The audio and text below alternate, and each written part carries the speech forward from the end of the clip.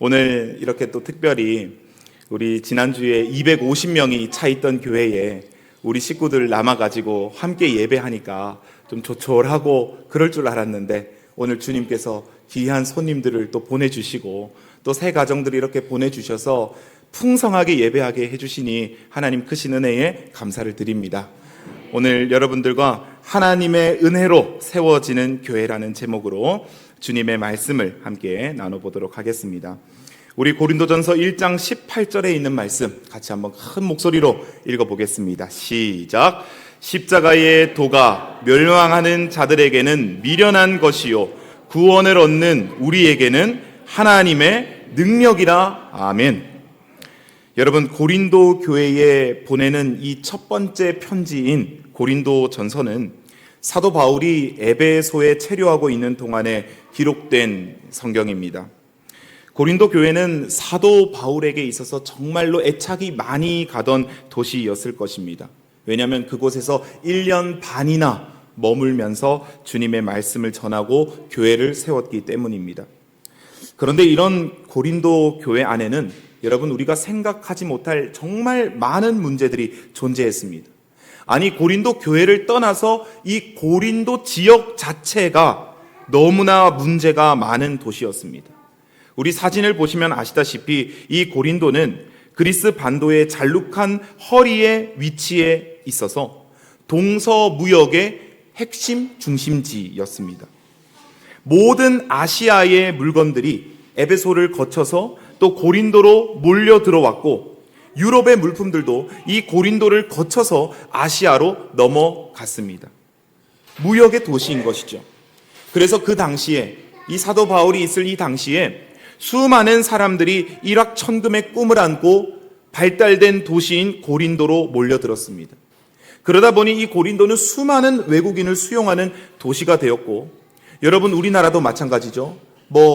외국 사람들이 많이 모인 곳에 항상 우리가 생각하지 못했던 여러 가지 문제와 안전 우려들이 생기는 것처럼 이 당시의 고린도에는 수많은 범죄와 타락이 존재하게 되었습니다. 특별히 바다 도시인 이 고린도는 뱃사람들을 위해서 향해의 수호신인 이 아프로디테, 우리가 잘 아는 이 미의 여신이기도 하죠. 이 아프로디테 여신을 섬기는 도시였습니다. 그런데 이 여신의 신전에는 역사적으로 공식적으로 확인된 수만 1000명이 넘는 창녀들이 제사장이라는 이름으로 공식적으로 몸을 팔며 신전의 수익을 확보하는 그런 타락하고 향락의 도시가 바로 고린도였습니다. 그래서 당시에 소돔이라고 부르면 동성애자를 뜻하는 소돔성애, 그 소돔이를 의미하듯이 고린도스럽다라고 표현하는 것은 음란하다, 향락을 즐긴다라는 의미로 사용될 정도로 이 고린도가 타락한 도시였다라는 것입니다. 그리고 여러분, 이 고린도는 무역의 도시다 보니까 부자 도시였습니다. 싱가포르, 홍콩 같은 그런 부자 도시입니다. 로마에서 네 번째로 큰 도시였고요. 총독이 거주하는 도시가 고린도였습니다. 돈이 많다 보니까 여러분, 그 사람들 일과가 어떻겠습니까? 상류층들의 일과, 고린도 주민들의 일과가 어떨까요? 돈이 많으니까 힘든 일들은 다 누가 하겠어요? 노예들이 하겠죠. 그러니까 노예들이 모든 힘든 일들은 다 하니까 돈 있는 자들은 매일 뭐 하고 살겠습니까? 먹고 마시고 즐기고. 그런데 그것도 한두 번이지 맨날 먹고 마시고 즐기니까 흥미가 없는 거예요. 그래서 그 당시에 유행하는 게 무엇이었냐면, 뭔가 새로운 거 없나? 자꾸 찾아내는 거예요. 그래서 광장을 만들고 가서 새로운 거 질문하고, 그러다 보니까 이 도시에서 단순한 복음, 예수 그리스도 십자가를 바라보라, 그리하면 너희가 구원을 얻을 것이라가 잘 전해지겠습니까? 안 되겠습니까? 안 되는 거예요. 끊임없이 자극적인 질문과 또 이상한 질문과 질문 속에 하나님의 복음이 전하기 참 힘든 도시가 이 고린도의 특징이었습니다. 여러분, 이런 것들이 이 고린도 교회의 외부적인 문제였다면, 이러한 문제로 인해서 고린도에 세워져 있는 하나님의 교회에도 내부적인 여러 문제들이 많이 있었습니다. 우리 세움교회만 하더라도 다양한 사람들이 구성되어 있습니다. 세대도 다르고 직업도 다르고 문화도 다르고 출신도 다릅니다. 그런데 이 고린도 교회도 마찬가지였습니다. 외국인들도 많았고요, 유대인들도 있었고요, 하층민이 있었고요, 부유층이 있었습니다. 다양한 교회였습니다. 그러다 보니까 각자가 살아온 경험이 달랐습니다. 유대인들은 율법주의자로 하나님 율법만을 위해 살아왔었고요, 이방인들은 쾌락을 즐기고 성도덕 문제나 문란하게 살던 사람들도 많이 있었습니다. 우상 숭배자들도 있었고요, 불신자들과 어울리는 사람들도 많이 있었고요, 분파주의 문제도 있었고요. 이런 이슈들이 넘쳐나는 교회가 고린도 교회였습니다. 그런데 이 고린도 교회를 괴롭히는 더 큰 문제가 있었는데, 그것은 그 당시 헬라 철학의 문제였습니다. 여러분, 헬라 철학이 만들어낸 이 기독교의 가장 큰 문제점이 무엇이냐면 이원론입니다. 이원론. 영과 육은 분리된다라는 이 이원론. 그래서 여러분, 우리 최수종 씨가 요즘 고려거란 전쟁이라는 드라마 찍고 있는데, 이 고려거란 전쟁보다 더 이전에는 왕건이 있었고요, 그렇죠? 또 추후에는 우리 대한민국을 뜨겁게 달궜던 사극 중에 하나가 무엇이냐면 불멸의 이순신이라는 용어가 있었습니다. 불멸의 이순신. 불멸이 뭡니까, 여러분? 죽지 않는다는 거예요. 이순신의 육신은 죽었지만 영혼은 죽지 않는다는 겁니다. 그래서 우리 여러 절이나 이런 데 가보면은 영혼을 모시고 있죠. 입구를 지키는 신들도 있습니다. 여러분, 그리스 헬라 철학에서 만들어낸 이 이원론 때문에 소크라테스, 플라톤, 그 수많은 철학자들이 뭐라 말했습니까? 육은 뭐다? 껍데기다. 영이 진짜다. 그 사상이 교회에도 들어왔어요. 성경은 그렇게 주장하지 않습니다. 잠시 말씀드리면은 우리 교회를 제외한 너무 많은 교회들이 사람이 죽으면 영혼이 어떻게 돼요? 육신에서 빠져나와서 어디로 가요? 하늘로 가고, 아니면 또 어디로 가요? 지옥으로 가요. 그러다가 예수님 재림하실 때 되면 천국에 있던 영혼이 또 다시 어떻게 돼요? 육신으로 또 내려와요. 그래서 다시 또 부활을 한다고 가르칩니다. 이게 이원론의 문제예요. 영원히 꺼지지 않는 지옥이 있다고 믿고, 영원히 불타는 지옥이 있고, 그래서 사람이 죽으면 영원히 빠져나간다. 여러분, 이 사상이 이 고린도 교회에 들어왔습니다. 그래서 사람들이 어떻게 믿었는가? 우리 그리스도인들의 육신은 껍데기뿐이다. 우리가 정말 하나님을 믿고 성령 충만하면 우리는 영혼으로 사는 사람들이기 때문에, 육신의 제약을 벗어나서 영적인 존재들이기 때문에 우리는 더 이상 육신에 대한 말씀과 기별은 들을 필요가 없다. 무엇만 들으면 되느냐? 성령의 은사. 성령께서 나를 어떻게 사용하시는지 그 신비한 은사에만 고린도 사람들은 관심을 가졌습니다. 그래서 사도 바울이 이 고린도 후서를 또 여러분들이 연구해 보시면 부활 문제나 육신의 부활 문제나 성령의 은사에 관한 문제들에 대해서 열심히 변론하는 모습을 우리가 보게 되는 것입니다. 이처럼 이 고린도 교회는 지식도 풍족하고 영적으로도 많이 성장해 있는 그런 교회였습니다. 똑똑한 사람들이, 다시 말해 많은 교회였다는 것입니다. 그럼에도 불구하고 고린도 교회는 어린아이처럼 미숙하고 힘이 없고 신령하지 못한 그런 교회였습니다. 마치 여러분, 오늘날 우리가 살아가고 있는 이 마지막 시대에, 정말 이 세상에 혼란이 가득하고 이 마지막 시대에 살아가는 우리 교회의 모습 같습니다. 오늘날 교회가 어떻습니까? 온갖 프로그램이 넘쳐납니다. 다양한 도구들이 교회에 넘쳐납니다. 예전과 비교했을 때 우리 교회의 모습 어떻습니까? 너무나 발전되어 있습니다. 보고 싶으면, 찾고 싶으면 바로 손 내밀면 찾을 수 있는 정보가 쌓여 있습니다. 듣고 싶은 설교가 있으면 유튜브에 들어가서 검색 한번 하면 바로 찾을 수 있는 게 오늘날의 시대인 것입니다.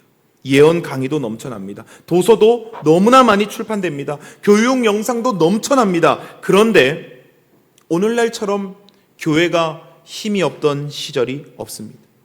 교회가 기운이 없습니다. 교회가 부흥하지 못합니다. 교회가 성장하지 못합니다. 오히려 개독교라는 소리를 들으며 세상의 문매를 맞고 살아갑니다. 왜 그럴까? 여러분, 이 사도 바울이 3차 전도 여행을 하다가 방금 말씀드린 이런 아픈 고린도 교회의 사정을 듣고 야, 너희 내가 1년 반 동안 그렇게 힘써 너희 교회를 세워놨는데 왜 또 흔들리냐? 왜 또 힘이 없이 살아가냐? 그 걱정되는 마음으로 직접 가보지는 못하지만 그들에게 용기를 주고 격려를 주고 교훈을 주는 메시지가 바로 고린도 전후서의 기별이라는 것입니다. 너희 교회가 도대체 무슨 교회였는지, 너희가 어떤 백성인지, 너희가 어떤 삶을 살아야 하는지를 바울은 메시지를 통해서 알려주고 있습니다. 오늘 이 메시지를 우리 시대에 주는, 우리 교회에 주는 음성이라 생각하고 여러분 함께 살펴보기를 소망합니다.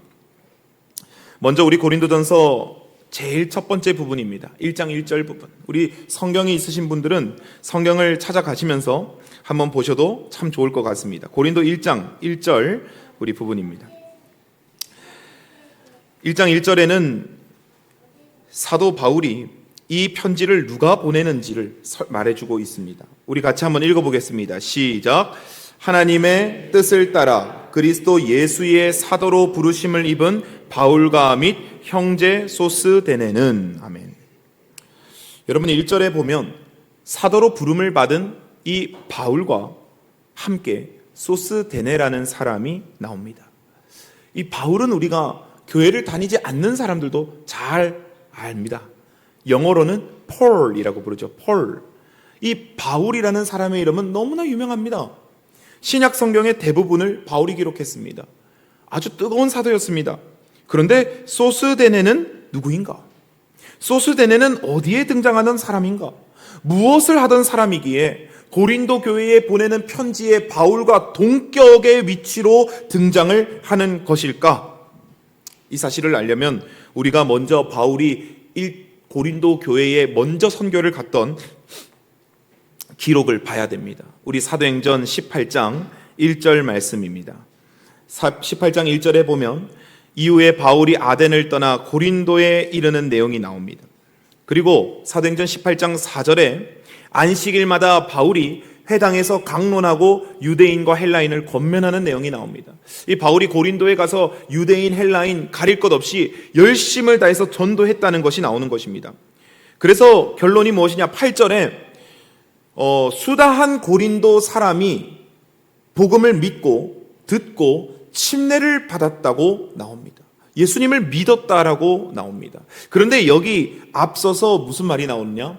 또 회당장 그리스보가 온 집으로 더불어 주를 믿었다라고 나옵니다. 여러분, 유대인들은 예수님을 믿지 않습니다.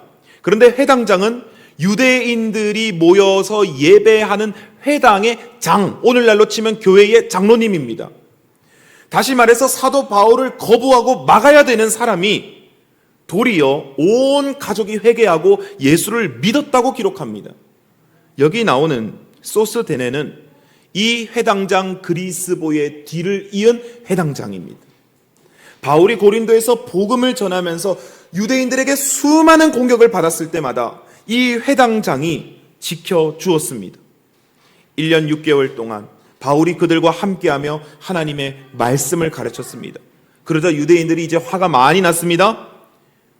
고린도에 와서 주의 복음을 전하는 이 사도 바울을 모함하여서 갈리오가 총독이 되었을 때에 유대인들이 일제히 일어나 바울을 대적하고 재판 자리로 끌고 갑니다. 그런데 28장을 읽어보면 어떻게 됩니까? 바울이 무죄 선고를 받습니다. 바울을 죽여야 되는데 바울에게서 혐의점을 찾지 못하는 것입니다. 그러자 이 유대인들이 화가 엄청나게 납니다. 저 사도 바울을 죽여버려야 되는데 죽이지 못하니까 이들이 어떻게 하느냐? 그 분노를 예수 믿는 회당장 소스데네를 잡아다가 분풀이를 하기 시작하는 것입니다. 그런데 갈리오가 모른 척해요. 죽도록 때려 패는데 모른 척하는 것입니다. 사도 바울을 대신하여 매를 맞고 고통받은 자가 바로 누구냐면 소스데네라는 것입니다. 여러분, 그런데 이 고린도전서 1장 1절에 이 말씀에 소스데네가 이 고린도에 바울과 함께 같이 편지를 보냅니다. 여러분, 이게 어떤 의미인지 아십니까? 여러분이 만약에 이 소스데네라면 어떠실까 한번 생각해 보시기 바랍니다. 동족들에게 두드려 맞고, 고린도에 사는 동족들에게 두드려 맞고, 모함당하고, 무시당하고, 멸시당하고, 발로 차이고 죽을 뻔했는데 여러분 같으면 그런 사람들하고 다시 섞이고 싶으시겠습니까? 그 사람들이 살고 있는 곳에 가고 싶으시겠습니까? 그 사람들하고 얼굴 마주치고 싶으시겠습니까? 그 사람들에게 좋은 말 해주고 싶으시겠습니까? 여러분 결코 그렇지 않을 것입니다. 나에게 상처 준 사람, 실망시킨 사람과 함께 한다는 것은 결코 쉬운 일이 아닙니다. 그런데 1절에 보면 그 고통을 준 고린도 사람들에게 누가 편지를 보내느냐? 바울만 보내는 것이 아니라는 것입니다. 누가 같이 보냅니까? 소스데네가 같이 보낸다는 것입니다. 고린도에서 그렇게 두드려 맞고 고생하고 배신당하고 멸시당하고 고통을 받았음에도 불구하고 고린도에 사는 사람들을 위하여, 고린도 교회를 위하여 바울과 함께 편지를 쓰고 있는 것입니다. 여러분 너무 훌륭하지 않습니까? 나를 때린 사람들, 나를 물먹인 사람들, 소위 나를 괴롭힌 사람들을 위해서 나는 그들에게 뭘 전하고 있는 겁니까? 복음을 전하고 있는 것입니다. 여러분 바로 이것이 교회가 가져야 될 참 모습이라고 생각합니다. 여러분 이것이 우리 재림 신자들이 가져야 할, 아니 그리스도인들이 가져야 할 참 모습이라고 생각합니다. 세상이 나를 핍박하고 괴롭히고 못살게 굴고 구속하고 멸시하고 조롱하고 개독교라 부르고 이단이라 부르고 무엇이라 욕할지라도 그럼에도 불구하고 세상을 변화시킬 수 있는 사람은 바로 우리라는 믿음을 가지고, 바로 우리가 그 세상을 변화시키는 도구라는 생각으로 그들에게 복음을 전할 수 있는 정말 그런 사랑이 넘치는 마음과 믿음과 용기가 이 소스데네처럼 우리 교회에 흘러넘치기를 주님의 이름으로 축원합니다. 2절과 3절을 또 한번 읽어보겠습니다. 2절과 3절 같이 읽겠습니다. 시작. 고린도에 있는 하나님의 교회 곧 그리스도 예수 안에서 거룩하여 지고 성도라 부르심을 입은 자들과 또 각처에서 우리의 주 곧 저희와 우리의 주 되신 예수 그리스도의 이름을 부르는 모든 자들에게 하나님 우리 아버지와 주 예수 그리스도로 쫓아 은혜와 평강이 있기를 원하노라. 아멘. 여러분 제가 이 말씀 묵상하면서 여러분 이 말씀을 2절을 딱 읽는데 우리 세움교회가 너무 탁 떠올랐습니다. 2절에 이 고린도에 있는 하나님의 교회라는 말을 여러분 잘 생각해 보면요, 정말 이질적인 말입니다. 진짜 어색한 말입니다. 고린도라는 말은 아까 무엇을 상징한다 했습니까? 음란, 타락, 쾌락 이런 걸 상징합니다. 그런데 그 안에 뭐가 있다는 것입니까? 하나님의 교회가 있다는 것입니다. 야, 우리 하나님이 교회를 세우실 때 정말 저기 동떨어져서 정말 하나님만 생각할 수 있는 그런 곳에다가 하나님이 멋있게 교회 세우시지 않고 정말 타락하고 음란하고 절망과 희망이 없는 선이 있을까 싶은 그런 도시에다가 하나님께서 뭘 세우시는구나? 교회를 세우시는구나. 여러분 지금은 우리 세움교회가 이렇게 모양을 갖추고 든든하게 자리를 잡으니까 이제 더 이상 그런 말을 하시는 분이 거의 없지만, 여러분 제가 여기 처음 왔을 때 외부 분들이 저를 만나면 자주 했던 이야기 중 하나가, 아니 교회를 왜 상가에다가 세우냐는 거예요. 저기 멀리 좀 동떨어져서 이게 조용한 좀 땅을 하나 사가지고 교회를 세우는 게 낫지 않겠냐라고 여러 사람들이 이야기를 했습니다. 돈이 있으면 세우죠. 그래서 제가 그때 여러분들께 뭐라 했습니까? 우리는 돈이 없어서 못 세우는 것이 아니다. 우리가 상가에 정말 사람들이 많이 모여있는 이곳에 교회를 세워야만 되는 무엇을 찾자는 거예요? 사명을 찾자는 것입니다. 여러분 제가 근데 이 2절을 딱 읽으니까요, 위로가 되었어요. 여러분 우리 교회 건물이 어떻게 구성되어 있는지 아십니까? 1층은 여러분 우리가 먹지 않는 돼지고기집, 2층은 도박장, 3층은 노래방, 4층은 복싱장, 5층은 유도장, 7층은 보험 파는 곳입니다. 제가 이 2절을 묵상하는데 우리 하나님의 은혜가 크게 느껴졌습니다.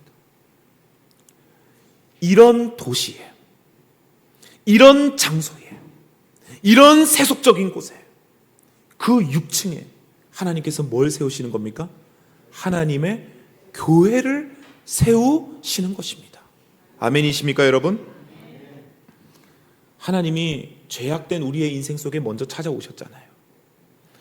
우리 속에 하나님의 성전이 세워질 만한 가치가 있습니까?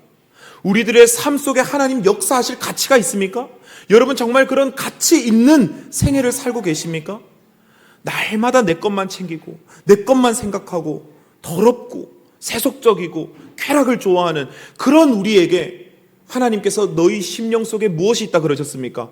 하나님의 전이 있다고 그러셨잖아요. 그런 우리에게 찾아오신 그 하나님께서 바로 이 신도청, 타락하고 주님을 모르고 쾌락을 쫓아 살아가는 이 도시, 이 건물에 하나님께서 당신의 교회를 세우신 것입니다. 여러분 얼마나 은혜입니까? 그래서 성경은 2절에 무엇이라고 말을 합니까? 고린도에 있는 하나님의 교회, 곧 그리스도 예수 안에서 거룩하여지고 성도라 부르심을 입은 자들, 다시 말해서 나는 죄가 많고 연약하고 고린도스럽지만 그러나 예수님 안에서 거룩하여지고 구별되어지고 새롭게 되었음을 성경은 말씀하고 있는 것입니다. 사랑하는 성도 여러분, 세상 가운데서 세속적 가치를 따라 살던 우리를 불러주신 하나님께 감사하며 우리도 주님의 마음으로 세속화된 이 땅에 예수 그리스도의 믿음으로 은혜와 평강을 선포하는 교회가 되기를 주님의 이름으로 간절히 축원합니다. 그러므로 하나님의 은혜로 교회가 된 우리가 여러분 잊지 말아야 될 한 가지가 있습니다. 그것은 바로 분열입니다. 무엇이라고요? 분열. 여러분 하나님께서 아무리 모든 것들을 잘 이끌어 놓으시고 다 만들어 놓아도요, 결국 사람이 분열되면 그 교회는 깨지기 마련입니다. 분열의 정신은 본래 사탄의 정신입니다. 계시록 12장 10절에 사탄을 무엇이라고 소개하냐면 내가 또 들으니 하늘에 큰 음성이 있어 가로되 이제 우리 하나님의 구원과 능력과 나라와 또 그의 그리스도의 권세가 이루었으니 하면서 사탄이 어떤 존재인가? 우리 형제들을 참소하던 자, 곧 우리 하나님 앞에서 밤낮 참소하던 자가 쫓겨났다 이렇게 표현을 합니다. 참소가 무엇인가? 쉬운 말 성경에 보면은 이간질이라고 나오는 것입니다. 이간질. 하나님 앞에서 우리 인간이 잘못했다고 자꾸 고소하고 사람과 사이를 계속 고소하고 계속 이간질시키는 것이 바로 사탄이 하던 역할이라는 것입니다.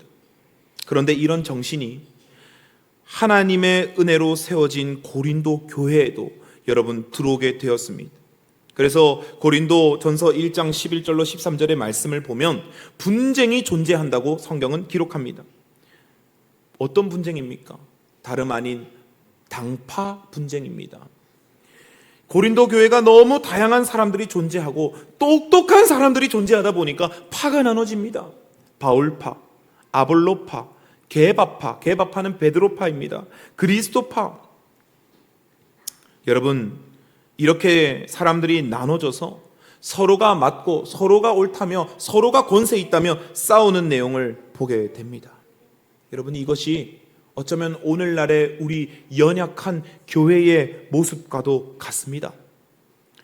하나님께서 이스라엘의 왕이 되심에도 불구하고 이스라엘 사람들은 보이지 않는 왕이신 하나님을 믿기보다는 누구를 원했습니까? 보이는 왕. 그래서 누구를 얻었습니까? 사울을 얻는 순간 이스라엘의 패망이 시작됐습니다, 여러분. 하나님의 교회도 마찬가지죠. 하나님의 교회의 주인은 누구시라고 했습니까, 어제? 예수 그리스도. 담임 목사 정욱재, 대총회장 테드 윌슨, 사람의 이름은 껍데기예요. 참 주인은 누구시라 했습니까? 하나님이라고 했잖아요. 하나님을 알아야 된다고 했습니다. 그럼에도 불구하고 사람들은 보이지 않는 하나님을 따르는 것이 아니라 여러 수많은 교회들이 교회 안에서 팔을 나누어 분쟁하고 갈라집니다. 때로는 그 갈라짐의 중심에 사람이 설 수도 있고요. 때로는 그 갈라짐의 중심에 교리나 신학이 될 수도 있을 것입니다. 그래서 서로 공격하고 서로 하나님을 모욕하게 됩니다. 그때에 여러분 사도 바울은 이렇게 말을 합니다. 같이 10절 말씀 읽어보겠습니다. 시작. 형제들아, 내가 우리 주 예수 그리스도의 이름으로 너희를 권하노니 다 같은 말을 하고 너희 가운데 분쟁이 없이 같은 마음과 같은 뜻으로 온전히 합하라. 아멘. 여러분, 한 나무에 같은 잎사귀가 달릴 수는 없죠. 다 모양이 다를 수밖에 없습니다. 이처럼 모든 생각이 다 똑같은 방향으로 나아갈 수는 없을 것입니다. 그러나 다양성 가운데서 통일성은 존재할 수 있는 것이죠. 그래서 삼위 하나님께서도 다 다른 역할을 하고 계시지만 성경에서 성부와 성자와 성령은 한 분이시라고 우리에게 소개를 하고 있지 않습니까? 그럴 수 있는 이유가 무엇일까요, 여러분? 바로 삼위의 하나님께서 자신을 내세우지 않고 겸손으로 서로를 세워주기 때문인 것입니다. 여러분, 오늘 우리가 정말 하나님의 은혜만으로 구원을 받았다라는 것을 진정으로 믿고 믿음으로 고백하는 사람들이라면 아마 이 자리에 단 한 사람도 나의 지혜로움을 주장하며 사람들을 모을 권세가 없을 것입니다. 그래서 사도 바울은 교회에서 분열이 일어나고 파가 갈라질 때 이것을 한 방에 해결할 수 있는 해결책을 제시합니다. 우리 세움교회도 혹 앞으로 사탄의 시험으로 말미암아 분열이 우리 교회에 찾아오게 된다면 여러분, 이제 들려드리는 이 마지막 말씀을 우리가 함께 듣고 말씀으로 이 시험 속에서 승리하게 되기를 소망합니다. 우리 고린도전서 1장 18절 말씀입니다. 같이 읽겠습니다. 시작. 십자가의 도가 멸망하는 자들에게는 미련한 것이요 구원을 얻는 우리에게는 하나님의 능력이라. 아멘. 여러분, 이게 바울이 제시한 솔루션입니다. 모든 교회를 하나님 은혜 안에 하나로 만드는 것, 다 마음을 합하는 방법, 하나가 되는 것, 다양성 가운데 통일성을 이루는 것, 유일한 해결책이 바로 이 고린도전서 1장 18절입니다. 십자가의 도를 따르는 것. 여러분, 온 우주의 왕, 만왕의 왕이신 예수께서 우주의 먼지만도 못한 이 인류를 구원하시기 위하여 십자가를 지고 죽기까지 복종하시며 인간의 대속물이 되셨다? 피를 흘리셨다? 죽으셨다? 이 기별은요, 믿음의 눈을 뜨지 못한 사람들에게는 100번, 1000번 이 문제를 고민해보고 생각해봐도 결코 이해할 수 없고 풀어낼 수 없는 의문이고 미련한 일일 것입니다.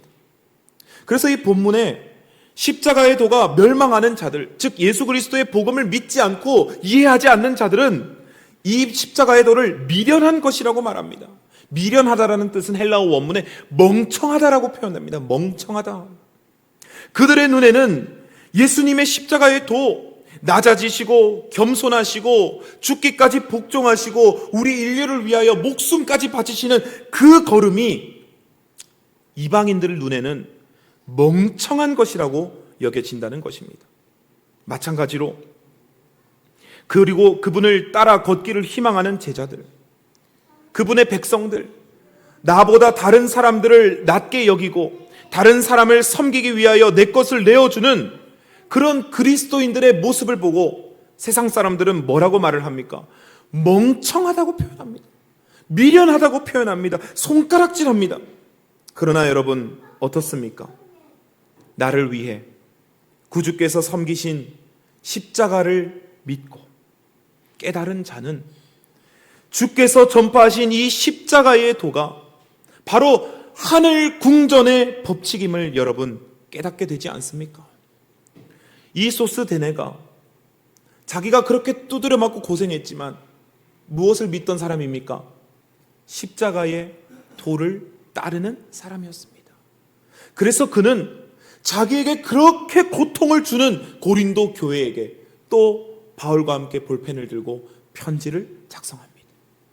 여러분, 오늘 우리 교회가 진정으로 하나님의 은혜를 믿고 십자가의 도를 따르는 사람들로 가득하기를 소망합니다.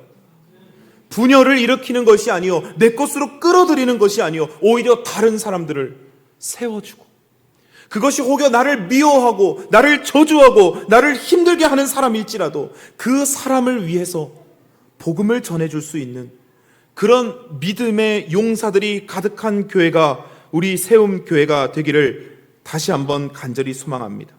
말씀을 줄이며 이제 우리 교회가 걸어가야 할 앞길이 무궁무진합니다.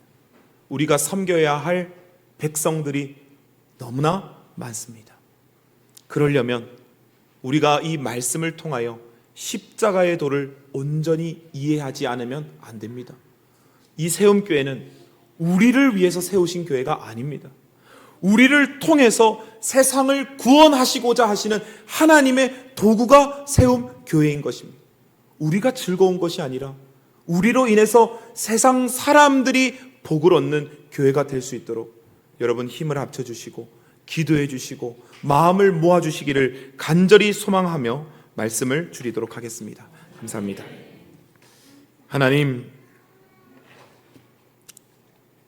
하나님의 백성들이 이 땅에 시선을 두고 이 땅에서만 모든 승부수를 걸고 살아가지 않게 도와주시옵소서.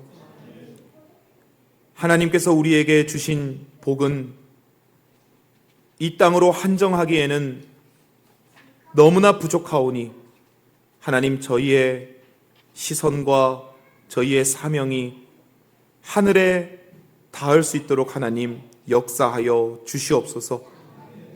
이 땅에서 사는 동안 이 땅의 사람으로 살아가는 것이 아니라 하나님 나라의 대사들로, 하나님 살아계신 그 궁전의 백성들로 이 땅의 백성들에게 아버지의 복을 전하고 아버지의 사랑을 전하고 하늘의 분위기를 전하는 그런 백성 될 수 있도록 하나님 도와주시옵소서. 우리도 주님의 종 소스데네와 같이 우리를 힘들게 하고 우리에게 고난을 주는 이들을 위하여서도 하나님의 사랑을 전할 수 있는 넉넉한 믿음과 용기를 가진 주님의 백성 되도록 변화시켜 주시옵소서. 우리 교회에 분열이 찾아올 때 우리를 위하여 죽기까지 목숨을 바치신 십자가를 지신 예수님을 생각하며 내가 무엇이간데 아버지를 모욕하고 십자가를 배반할까라는 생각으로 분열을 거두고 하나 되게 도와 주시옵소서. 이제는 이 모든 결심 위에 하나님의 사랑과 예수님의 은혜와 성령의 감화 감동하심이 영원히 함께하여 주옵시기를 우리를 지극히 사랑하시는 예수님 이름으로 축원하옵나이다. 아멘.